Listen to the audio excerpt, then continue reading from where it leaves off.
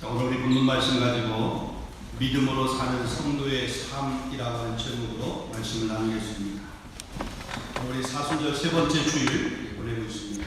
지난 주간 동안 주님의 십자가의 고난과 부활을 묵상하면서 우리를 향하신 하나님의 그 사랑이 얼마나 크고 놀랍고 무한한지 그 사랑을 느끼면서 감사하면서 한 주간 동안을 사셨으리라 그렇게 믿습니다. 여러분, 성도의 삶을 한마디로 말하면 믿음의 삶, 믿음으로 사는 삶이 성도의 삶입니다. 범사에 감사하며 사는 삶이 성도의 삶입니다.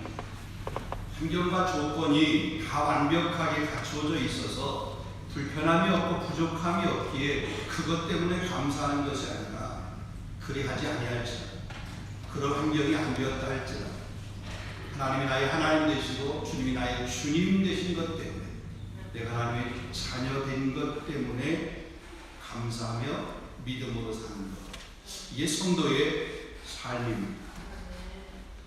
여러분, 믿음으로 산다는 게 뭘까? 여러분, 믿음으로 산다는 것 간단합니다. 눈에 보이는 현실에 주목하는 것이 아니라 하나님이 약속하신 그 약속의 말씀을 붙들고 살아가는 것입니다.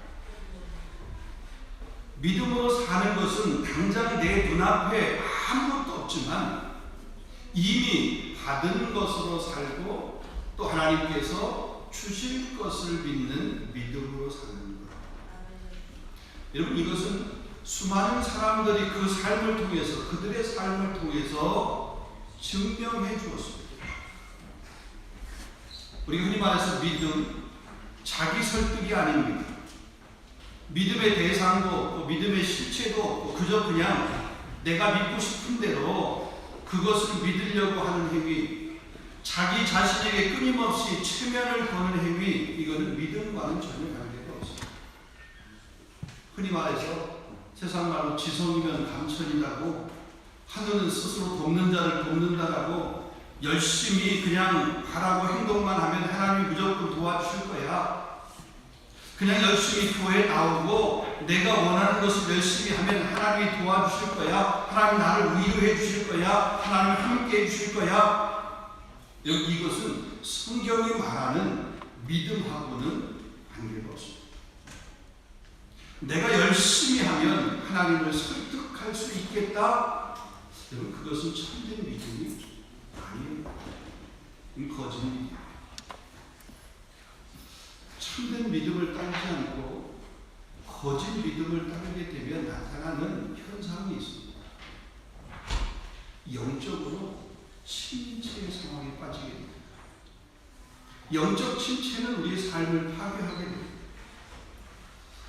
네덜란드 개혁교회 목사이면서 미국 퓨리탄 리포드 신학교 학자인 조지 비키 목사님, 교수님이 영적 침체를 이렇게 정의했습니다.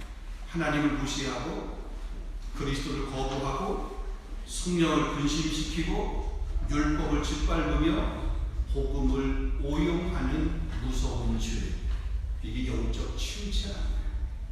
근데 영적 침체가 잘못된 믿음, 거짓된 믿음, 이것을 소유하게 되면, 그것에 내 삶을 빼앗기게 되면 이런 영적 침체의 삶을 살게 됩니다. 영적 침체의 삶을 빠진 사람들에게 나타나는 현상들이 있는데, 여러분, 신앙생활 하면서도 이런 사람에게는 기쁨이 없습니다. 즐거움이 없습니다. 늘 근심합니다. 불안으로 가득 찹니다. 한편은 우울합니다. 걱정이 많은 거죠. 의심이 많습니다. 부정적인 감정이 끊임없이 일어납니다. 영적인 침체에 빠진 사람의 얼굴을 봐도 그 얼굴이 달라요. 근심이 밝은 모습이 없습니다. 늘 얼굴이 찡그리고 있는 거죠. 인상을 쓰고 있는 거죠. 찌푸리고 무표정하고 행동은 게으르고 나태하고 사소한 일에도 화를 내고 분노를 잘 다스릴 수 없는 사람, 영적인 침체에 빠져 있다라고 우리가 이렇게 생각해 볼 수 있습니다. 믿음은 바라보는 데서 생기게 됩니다. 근데 무엇을 바라보느냐, 누구를 바라보느냐, 중요한 거죠. 그리스도를 바라보게 될 때 그때 우리 믿음이 생기게 되는 줄로 믿습니다. 나를 보고 내 환경을 보고 세상을 보면 우리의 믿음은 점점 무너질 수밖에 없어요. 세상이 우리 믿음을 좀 격려하고 믿음을 세울 수 있는 요소가 세상 가운데 있나요? 없습니다. 세상은 우리 믿음을 빼앗으려고 그러고 우리 믿음을 허물려고 그러고 믿음을 무너뜨리려고 하는 그런 요소들만, 아니 주변의 사람들도 보면 우리 믿음을 빼앗으려고, 우리 믿음을 허물려고 하는, 포도원을 허무는 여우와 같은 이런 모습이 세상의 모습 아닙니다. 세상을 바라볼 때는 우리 믿음이 견고하게 세워져 있지 못해요. 십자가를 바라보고 주님을 바라보고 말씀 앞에 머물러 있는 시간을 갖게 될 때에 우리 믿음이 성장하고 믿음이 자라가게 되는 줄로 믿습니다. 그래서 그리스도를 바라볼 때에 우리 믿음이 성장한다. 그리스도를 바라볼 때에 우리가 가진 믿음이 강력함을 얻는다. 그리스도를 바라볼 때에 우리가 가지고 있는 그 믿음이 강력한 힘을 갖게 됩니다. 그리스도를 가까이 하는 여러분 될 수 있기를 주님의 이름으로 축원합니다. 야고보서 4장 7절 8절 말씀 보면은 너희는 하나님께 복종할지어다 마귀를 대적하라 그리하면 너희를 피하리라. 하나님을 가까이 하라 그리하면 너희를 가까이 하시라. 우리가 하나님을 가까이 하라. 하나님 우리를 가까이 하신다. 우리가 주님을 가까이 하게 될 때 주님이 나의 보호자가 되어주시고 피할 바위가 되어주시고 단속이 되어주신다는 거죠. 시편 73편 28절 말씀에 들어보면 하나님을 가까이 함이 내게 복이다. 하나님을 가까이 하는 것은 우리에게 복이다. 내게 복이다 그랬어요. 그래서 믿음으로 산다고 하는 것은 아주 실제적이고 또 한편으로 보면 구체적이에요. 그냥 뜬구름 잡기가 되어서는 결코 아닙니다. 어떤 상상 속에서 생각 속에서 그냥 관념 속에서만 머물러서는 안 됩니다. 일상의 삶이 매일매일의 삶이 하나님 앞에 다가가는 그런 삶을 살아야 됩니다. 여러분 하나님 앞에 다가가는 삶은 아주 간단해요. 마귀를 대적하고 죄를 피하는 것, 그냥 하나님을 가까이 하는 겁니다. 죄를 가까이 하면서 하나님 앞에 가까이 나아갈 수는 없습니다. 하나님과 친밀해지고 가까워지기 위해서는 자꾸 만나야 되는 것, 자꾸 찾아야 되는 거죠. 여러분 인간관계도 그렇지 않아요. 친밀해지기 위해서는 자주 연락하고 자주 만나야 되잖아요. 함께 밥도 먹어야 되고 때로 차도 마시고 시간을 같이 보내면 그래야 친숙해지고 친밀해지고 가까워지는 거죠. 나는 너하고 친구가 되기를 원해요. 그런데 너하고 만나는 것은 싫어. 너하고 시간 보내는 것은 불편해. 그러면 사실은 친구가 되고 싶다고 하는 그 말은 거짓이잖아요.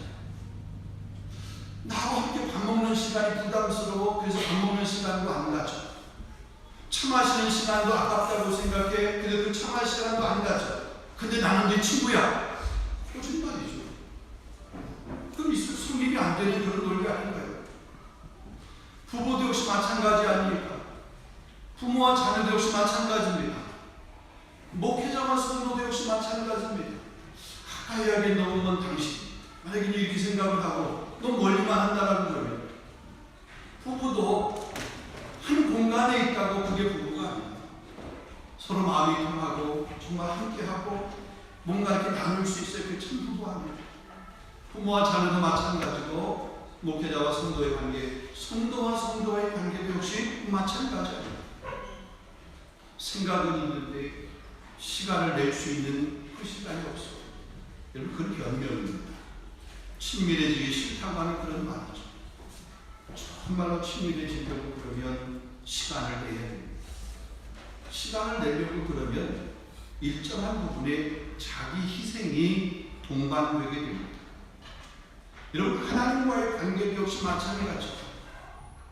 하나님을 사랑한다, 주님을 사랑한다, 주님을 믿는다라고 그러면서 예배할 시간도 없고 말씀 앞에 머물러 있을 시간도 없고 기도의 시간을 더더욱 가질 시간도 없고 하나님 앞에 뭐 헌신하고 내 몸을 들여서 희생하고 봉사하는 그런 시간들을 가질 수 없고 앞에 물질을 드리는 것 그거 아깝다. 여러분 그렇다면 그것은 하나님을 가까이 하는 것, 그 하나님과의 관계 가운데서 바른 믿음 결코 그렇지 않습니다. 그건 그냥 한마디로 얘기하면 불신하는 거예요. 그 믿음이 아니에요. 불신하는 거예요. 여러분 오늘 말씀을 보면 아브라함이 어떻게 의롭다함을 받았는가, 그것을 오늘 성경은 우리에게 말씀하고 있습니다. 아브라함이 행위로서 의롭다함을 얻은 것이 아니라 믿음으로 말미암아 의롭다함을 받았다. 읽지 않았습니다만 앞에 2절, 3절 뭐 이런 말씀, 이 로마서 4장, 만일 아브라함이 행위로서 의롭다 하심을 받았으면 자랑할 것이 있으려니와 하나님 앞에서는 없느니라. 성경이 무엇을 말하느냐? 아브라함이 하나님을 믿음에 그것이 그에게 의로 여겨진다. 여러분 성도는 어떤 상황 가운데서도 예수님을 믿고 신뢰하고 가까이 하고 따라야 됩니다. 자, 그럼 믿음으로 사는 성도의 삶 이야기할 때 그 삶이 어떤 삶인가? 아브라함과 같은 삶입니다. 그럼 도대체 아브라함이 어떤 삶을 살았는가? 오늘 성경이 말하고 오늘 본문이 말하고 있는 아브라함이 산 그 삶의 모습은 어떤 모습인가? 우리가 한번 찾아보고 생각해보고 우리도 아브라함이 산 그 삶을 살면서 우리도 믿음으로 사는 성도의 삶이라고 그렇게 살아내는 우리가 될 수 있기를 주님의 이름으로 축원합니다. 자, 첫 번째로 보면 아브라함은 볼 수 없는 중에도 믿고 떠난 그런 순종의 삶을 살았습니다. 바울이 말합니다. 이 믿음과 할례에 관해서 말하면서 아브라함부터 이 의롭다함을 얻고 언약을 받은 것은 그의 믿음 때문이지 율법 때문이 아니다. 왜냐하면 아브라함이 이 언약을 받았을 그때가, 아브라함이 그 하나님부터 이 약속을 받았을 때가 율법이 주어지기 전에 이 약속을 받은 거예요. 그럼 그 율법을 행함으로 받은 것이 아니, 율법이 주어지기 전에 이미 아브라함이 의롭다함을 받았으니까 그 율법 때문에 율법의 행위로 말미암아 아브라함이 의롭다함을 얻은 것이 결코 아니라는 말이죠. 그 할례를 받았기 때문에 의롭다함을 얻은 것이 아니라는 거죠. 하나님의 언약의 약속은 그 할례를 받기 이전에 이미 의롭다고 그렇게 하셨어요. 그러니까 그 할례 행위, 율법의 행위로 의롭다고. 자, 본문 13절 말씀 보면 아브라함이나 그의 후손에게 세상의 상속자가 되라고 하신 이 언약은 율법으로 말미암은 것이 아니요 오직 믿음의 의로 말미암은 것입니다. 여러분 아브라함이 하나님부터 부르심을 받은 사건이 창세기 12장에 나오게 됩니다. 그런데 갈 바를 알지 못하고 믿음으로 순종하는 것을 볼 수 있습니다. 창세기 12장 1절 우리가 잘 아는 것처럼 여호와께서 아브라함에게 이르시되 너는 너의 고향과 친척과 아버지의 집을 떠나 내가 네게 보여줄 땅으로 가라. 하나님께서 아브라함에게 너의 고향과 친척과 너의 아비의 집을 떠나라. 내가 네게 보여줄 땅으로 가라. 이렇게 명령을 했습니다. 근데 그렇게 명령을 하셨지만 그 땅이 어떤 땅인지 그에게 보여주지 않았어요. 그냥 가라고 명령을 한 거예요.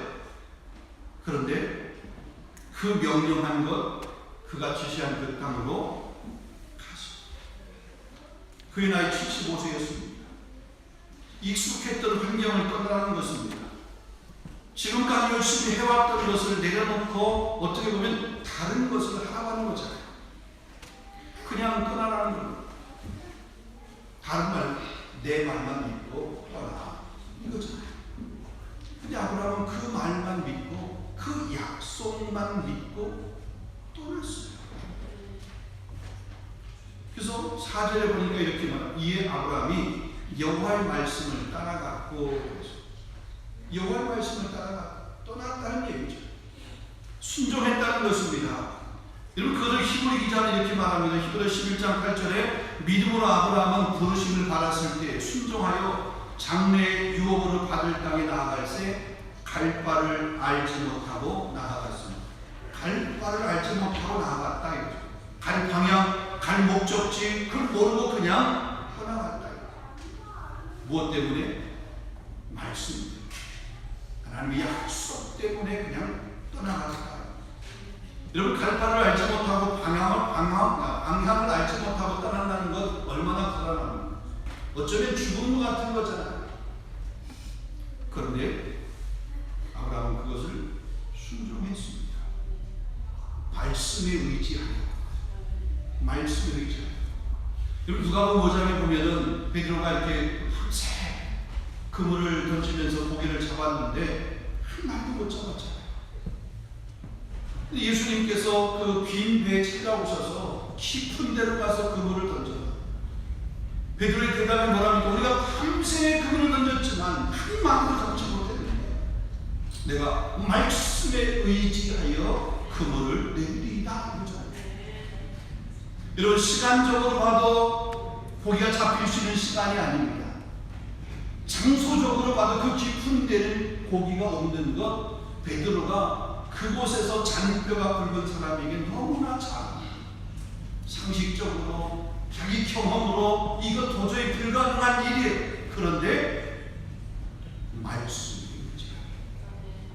그 말씀을 붙들고 그 말씀을 믿고 그물을 던졌어요. 결과는 우리가 잘 압니다. 그물에 찔죠. 자기 배뿐만 아니라 다른 사람의 배까지 채워지게 되는 그런 풍성함을 누리게 되었습니다. 우리가 믿음으로 나아가게 될 때에, 우리가 믿음의 삶을 살아낼 때에 어쩌면 세상 사람들이 우리 모습을 보면서 비아냥거릴 수도 있습니다. 아니, 비난하는 사람도 있을 수 있습니다. 믿음으로 산다고 하는 것, 땅의 것을 추구하는 삶이 아닙니다. 하늘의 것을 추구하는 삶. 그래서 골로새 3장 1절 2절 말씀 보면 그러므로 너희가 그리스도와 함께 살리심을 받았으면 위의 것을 찾아. 거기는 그리스도께서 하나님 우편에 앉아 계시느냐 위의 것을 생각하고 땅의 것을 생각하지 마. 땅의 것 생각하지 마. 우리는 위의 것, 하늘의 것. 다시 말하면 하나님께서 약속하신 그 약속의 말씀을 붙들고 살아가는 삶. 이게 믿음의 성도의 삶이에요. 약속의 말씀. 그 약속의 말씀이 뭐예요? 우리에게 계시 주신 이 성경 아닌가요? 이 성경 말씀. 이 성경이 약속이죠. 근데 우리는 약속을 헛되이 봅니다. 약속을 좀 봐야 되죠. 하나님에게 약속하신 약속의 말씀이 무엇인지 우리가 매일 성경을 통해서 말씀 묵상을 하잖아요. 그 말씀 묵상을 통해서 오늘 하나님께서 내게 주신 약속의 말씀이 무엇인지, 내게 주신 은혜가 무엇인지 그것을 붙들고 우리가 하루를 살아내야 되는 거잖아요. 그 하루를 그거를 이겨야 되는 거잖아요. 그것 때문에 하루를 버틸 수 있는 힘이 생기게 되는 거잖아요. 그것을 인해서 내 하루가 힘이고 내 하루가 기쁜 것이 힘든 시간이지만 그래도 그것 때문에 막혀있는 것 같은데 그 막힌 것을 뚫고 나갈 수 있는 그런 힘들이 뭐예요? 말씀 안에서 약속의 말씀 안에서 사랑하는 성도 여러분, 그리고 우리는 결단해요. 비록 눈에 보이지 않지만 믿음의 길을 가겠습니다. 비록 어디로 가야 할지 모르지만 주님의 부르심을 따라 순종하며 믿음의 순례를 떠나겠습니다. 이렇게 결단하고 순종하고 그 길을 갈 수 있는 거예요. 이게 아브라함이 가르칩니다. 하나님께서 그 약속의 말씀을 믿고 아브라함이 떠났을 때 그를 잘못된 곳으로 인도하지 않았습니다. 하나님이 예정하신 아브라함의 눈에 그 길이 보이지 않았지만 그 땅이 어느 곳인지 그가 알 수 없었지만 하나님께서는 그 약속의 말씀을 붙들고 간 그 아브라함을 하나님이 약속하시는 그 축복의 땅으로 그를 이끌었던 모습. 동의해요. 어쩌면 우리가 말씀을 붙들고 나아가게 될 때, 우리 앞에 저희는 그 현실 앞에 우리가 맞닥뜨렸을 때 답답할 수 있습니다. 화할 수 있습니다. 캄캄할 수 있습니다. 어찌해야 될지 모르고 그런 약속의 말씀을 붙들고 나아갑니다. 손바닥만한 구름이 나중에 큰 비가 내리는 그런 역사의 하나의 사인이듯이 그런 놀라운 역사가 우리 가운데 분명히 있을 줄로 믿습니다. 두 번째입니다. 아브라함이 보여준 믿음. 아브라함이 산 믿음은 어떤 믿음인가? 바랄 수 없는 중에 믿고 바람의 믿음이었다. 오늘 보면 18절 말씀에 보면 이렇게 말합니다. 아브라함이 바랄 수 없는 중에 바라고 믿었으니 이는 네 후손이 이와 같으리라 하신 말씀대로 많은 조상의 믿음의 조상이 되게 하려 하십니다. 여러분 창세기 15장에 보면 하나님께서 아브라함과 언약을 맺으십니다. 그 언약의 내용은 그거죠. 하나님께서 아브라함을 데리고 밖으로 나가서 하늘의 별을 맺게 거죠. 그러면서 하늘을 우러러 뭇별들을 셀 수 있나 보라.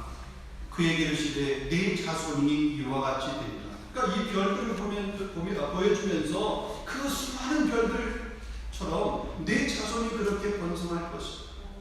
네 태에서 정말 수많은 그런 자손들이 나오게 될 것이다. 그것을 약속한 것입니다. 하나님께서 그에게 그렇게 약속했을 때 나이가 75세, 적지 않은 나이잖아요. 여러분 아브라함도 본 사라도 나이가 많아서 아이를 낳을 수 없는 그런 상태입니다. 창세기 18장 말씀 보게 되면 아브라함과 사라는 나이가 많아 늙었고 사라에게는 여성의 생리가 끊어졌느니라 그랬어요. 로마서 4장 오늘 19절 말씀을 보게 되면 그가 100세나 되어 자기 몸이 죽은 것 같고 사람의 태가 죽은 것 같음을 알고도 죽은 것 같았다. 이미 죽었다는 얘기입니다. 여러분 이게 성경의 시제로 말하면 로마서의 헬라어 시제로 말하게 되면 현재 완료입니다. 이미 죽었다는 거예요. 이미 끊어졌다는 거예요. 이미 출산할 수 있는 생명을 잉태할 수 있는 그런 능력, 그런 기능이 다 끝났다는 거예요. 불가능한 상태입니다. 그런데 그럼에도 불구하고 아브라함은 하나님이 약속하신 그 약속을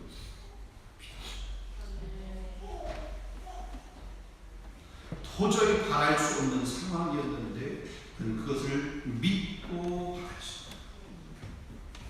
이것을 창세기 15장 6절 말씀에 이렇게 기록하고 있습니다. 아브라함이 여호와를 믿으니 여호와께서 그를 그의 의로 여기십니다. 그 약속의 말씀을 믿으니까 아브라함을 그의 의로 여겼다. 하나님께서 하신 말씀을 하나도 의심 없이 그대로 되어질 것을 믿었다는 얘기죠. 히브리서 11장 1절 2절 말씀 보면 믿음은 바라는 것들이 실상에 보이지 않는 것들의 증거니 선진들이 이로써 증거를 얻었느니라. 아브라함뿐만이 아니라 히브리서 말씀 보면은 믿음의 사람들이 다 그렇게 눈에 보이지 않고 어떤 이게 현실적으로 보면은 그것이 이루어지지 않을 것 같죠. 그러나 하나님 약속하시는 것 그 약속을 그대로 붙들고 믿음. 그래서 그들이 그 믿음 증명했잖아요. 그 삶을 통해서 그들이 증명해 보였잖아요. 아브라함의 믿음은 바라는 것들이 실제가 되게 하는 믿음이었습니다. 아브라함의 믿음은 눈에 보이지 않고 손에 잡을 수 없는 것 같아 보였지만 그것이 그대로 이루어지는 것을 미리 보는 그런 눈이 그에게 있었고 또 그것을 그가 실제적으로 경험하게 되었습니다. 그래서 사람에게는 불가능한 것 같지만 하나님에게는 불가능한 일이 없습니다. 하나님께서 함께 해주시고 하나님께서 약속해 주시고 하나님께서 능력을 주시면 모든 것을 넉넉히 이루게 되는 줄로 믿습니다. 우리가 믿음으로 반응하고 결단해야 돼요. 바랄 수 없는 절망적인 상황일지라도 믿음으로 반응하고 나의 한계를 극복하는 절벽과 같은 상황을 관통하고 뚫는 그런 은혜를 경험할 수 있기를 주님의 이름으로 축원합니다. 아브라함이 살아낸 믿음의 삶이 바로 이 삶이었어요. 그래서 하나님께서 그를 의롭게 여겨주셨어요. 우리도 이 삶을 살아 아브라함의 의롭다함을 얻은 것처럼 우리도 의롭다함을 얻게 돼요. 믿음 있는 사람은 아브라함과 함께 복을 받는다고 했습니다. 우리도 그 복을 받아 누릴 수 있는 복의 주인공이 될 수 있기를 주님의 이름으로 축원합니다. 세 번째로 보겠습니다. 아브라함은 드릴 수 없는 중에도 드리는 그런 믿음을 가지고 있습니다. 아브라함의 삶이, 아브라함의 믿음의 삶이 드릴 수 없는 환경, 드릴 수 없는 중에도 드리는 거였어요. 여러분 창세기 22장에 보게 되면 하나님께서 아브라함을 시험하시는 모습을 보게 됩니다. 창세기 20장 1절 말씀, 하나님께서 아브라함을 시험하여 이르되 라고 말씀합니다. 네 아들 독자 이삭을 데리고 모리아 땅으로 가서 내가 네게 일러준 한 산 거기서 번제로 드리라. 이런 백세에 얻은 귀한 아들입니다. 눈에 넣어도 아프지 않는 그런 아들입니다. 성경에 보면 내 사랑하는 독자라고 했습니다. 아브라함에게 내 사랑하는 독자, 그 아들을 모리아산에 바치라는 거죠. 번제로 바치라는 것. 이런 번제라고 하는 것은 짐승을 뭐냐면 제물을 태워서 드리는 거예요. 그러니까 자기 사랑하는 아들, 내 사랑하는 아들을 태워서 불로 태워서 번제물로 드리라 이러는 거죠. 이삭을 불로 태워서 제물로 드리라고 하는 것입니다. 근데 아브라함은 순종했습니다. 이삭을 데리고 번제에 쓸 나무를 쪼개어서 두 종과 함께 하나님이 알려준 그 산으로 갔습니다. 그 아들을 결박하여 번제로 드렸습니다. 근데 하나님께서 다급하게 말씀합니다. 그 아이에게 손을 대지 말라. 그에게 아무 일도 하지 마라. 네가 내 아들 독자까지라도 내게 아끼지 않으랬으니 내가 이제야 네가 하나님을 경외하는 줄 아는 창세기 22장 12절 말씀. 하나님께서 숯불에 한 양을 준비하셔서 그 이삭을 대신하여서 번제를 드릴 수 있도록 그 번제물로 그 순양을 그렇게 예비해 놓으셨습니다. 드릴 수 없는 중에도 드렸던 그 믿음, 이것이야말로 하나님을 절대적으로 신뢰하는 믿음의 증거, 아브라함이 보여준 믿음의 삶이었습니다. 나의 소중한 것까지라도 기꺼이 드릴 수 있는 믿음, 이것이 아브라함의 믿음이었습니다. 이러한 믿음의 행동이 여호와 일에 하나님께서 예비하시고 하나님께서 준비하시는 그런 은혜를 누리게 되었고 그것을 고백하게 되었습니다. 사랑하는 성도 여러분에게 있어서 아브라함이 내 사랑하는 아들 이삭, 아니 다른 말로 얘기해서 여러분의 보물 1호가 무엇입니까? 여러분이 가장 아끼고 가장 귀하게 여기는 다른 것은 내가 다 버려도 이것은 내가 버릴 수 없다고 생각하는 그것 무엇입니까? 만약에 하나님께서 그것을 원한다면 아브라함처럼 여러분 그것을 드릴 수 있으십니까?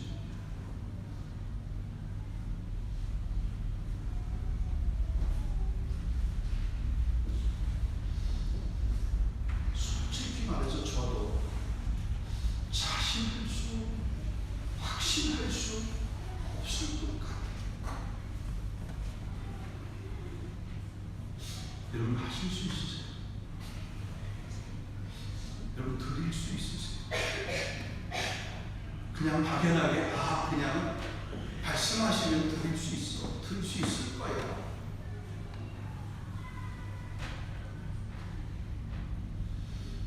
그럼 좀 다르게 한번 생각해서 여러분 삶에 그렇게 소중한 그것 1호 보물 말고 2호, 3호, 4호, 5 아니면 10호 10번째 내가 그렇게 아끼는 것 가운데 10번째 그것 내게 드릴 수 있다니 여러분 그거 드릴 수 있을까요?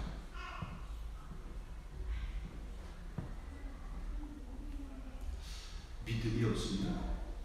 보물 1호도 보물 10호도 보물 100호도 믿음이 없으면 못 드려요. 드릴 수 있을 것 같죠? 나오니까 그냥 이렇게 거지에게 동냥하는 것처럼 드릴 수 있을 것 같죠? 못 드립니다.